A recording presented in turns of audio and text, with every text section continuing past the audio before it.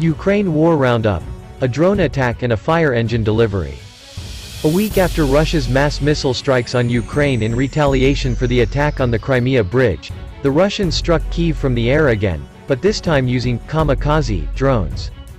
At least 4 people, including a pregnant woman, were killed in the capital despite the attempts of security forces to down the slow-moving unmanned aircraft, which explode on impact.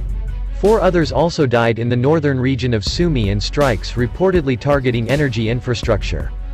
Calls went up in Ukraine and among EU leaders for sanctions to be slapped on Iran, which continues to deny supplying Russia with the drones, in the face of all the evidence. We have this explainer on kamikaze drones. Despite Russian President Vladimir Putin's announcement last week that there was no need for further large-scale attacks for now, his military reported missile strikes on Ukraine's energy systems and military command facilities on Sunday. And fighting raged in Donetsk, the eastern region where Russian-backed separatists and Russian troops are battling Ukrainian forces in a conflict stretching back years before Mr. Putin launched his invasion in February. In his nightly address on Sunday, Ukrainian President Volodymyr Zelensky said, "Extremely heavy fighting continued around the towns of Soledar and Bakhmut, where the occupiers threw everyone they could against the Ukrainian defenders." In a rare moment of good news, Ukraine and Russia announced they had carried out a mass prisoner exchange. Each side released 110 detainees. Unusually, all of the Ukrainians freed are women, including 37 who surrendered at the Azovstal steel works in Mariupol.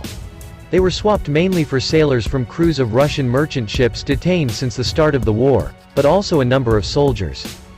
Bakhmut is within reach of Russian artillery. Bakhmut reverberates to the sound of constant shelling, day and night, and it has been that way for weeks, the BBC's Jonathan Beale reports from the city.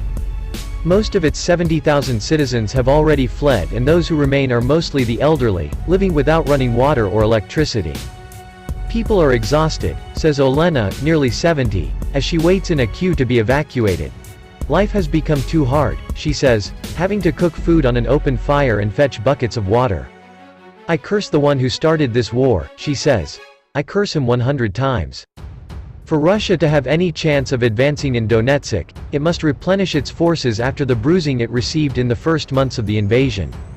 Its controversial mobilization of reservists, for a war still officially described as a special military operation, will play a part in that. Meanwhile, the capital, Moscow, ended its mobilization drive on Monday, saying it had reached its quota of draftees. Sergei is one of those former